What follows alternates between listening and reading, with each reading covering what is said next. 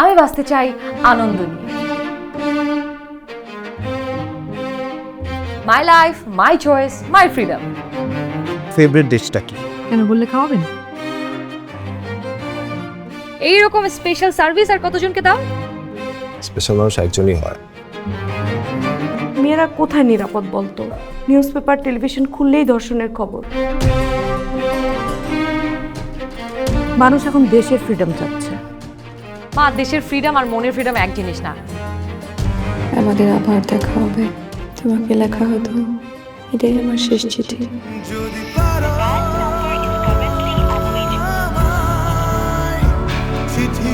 সৃষ্টিকর্তা না কিছু চমৎকার মানুষ বানায়, তাদের প্রেমে না পড়ে থাকা যায় না। মানুষের সাথে মানুষের সম্পর্ক জন্মদাগের মতো, ব্যথা না থাকলেও রেখাটুকু বয়ে বেড়াতে হয় সারাটা জীবন।